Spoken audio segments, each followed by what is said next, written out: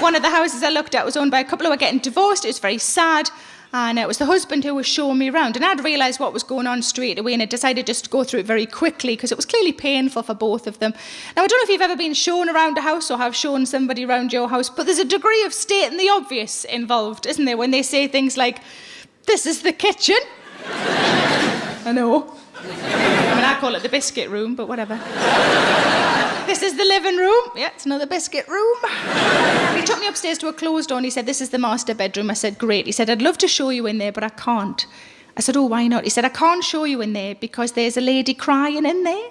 Which is sad, but also quite an unusual way of describing his wife, when potentially he's the reason she's crying in the fucking first place. But I said to him, "Look, I'm divorced myself. I understand what you're going through. I know that this is horrible for both of you and you just want to get it over and done with so you can both move on with your lives independently. I understand. You have my total sympathy. You really do.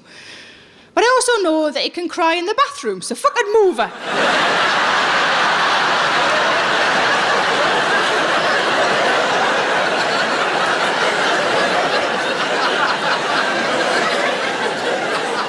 Now, the house I looked at was owned by a really posh lady, so I already hated her. That's terrible, isn't it?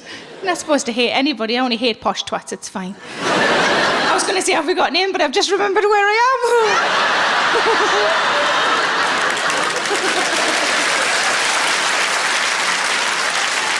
Yeah, you're all clapping. There'll be a couple of people at the back from Jesmond going, "Actually, there are posh people in tonight." But this posh lady was very dramatic in all of her gestures. She said to me, "There is underfloor heating throughout." I said, "That doesn't impress me, love. I've got slippers." And then, as if to hammer it home, she said, "There isn't a single radiator in the whole building." And I, because sometimes my mouth kicks in before my brain's had a chance, just said, "Well, how'd you dry your knickers then?" And the friend that I was with said, "Just chuck them on the floor."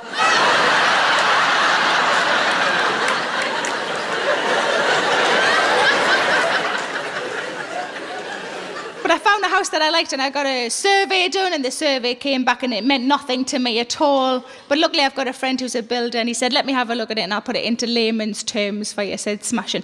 Now give us a cheer if you own your own home. Give us a cheer if you rent.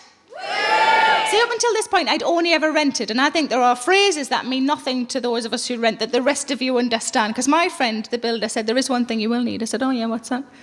He said, "You'll need a damp-proof course." And I genuinely said, "I haven't got time to go to college."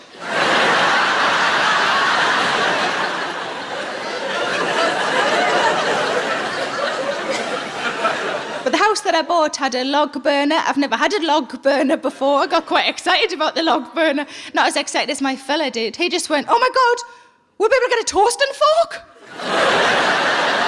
"Oh, we'll be able to toast things?" And I thought, he does know I've got a toaster, doesn't he?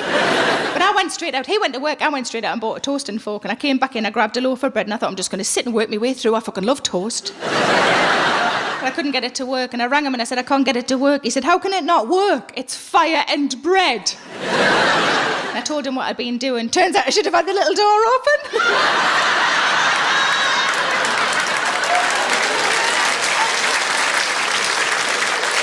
Might as well have been lying slices of bread on top of me radiators. Are in amongst me knickers on the underfloor heating.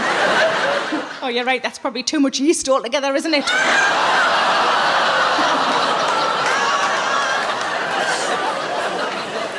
But when I moved from the flat to the house, I had bits and bobs of furniture, not much, but I had some stuff, and I was trying to work out what would best go where.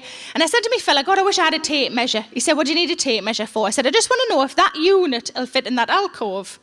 And he said, "Well, I can sort that out for you." I said, "I don't want you to move it." He said, "No, I can work it out for you." And I said, "Have you got a tape measure?" He said, "No, but I've just got like an instinct about these things." And I thought, fucking instinct. Let's have a look at your instinct, pet. And I said, "Go on then." So this is genuinely what he did. He went like this.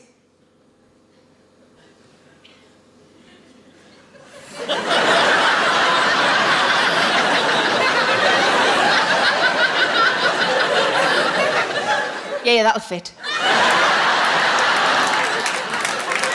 I said, "Is that it? You could at least got your cock out and done 6 inches, 6 inches, 6 inches."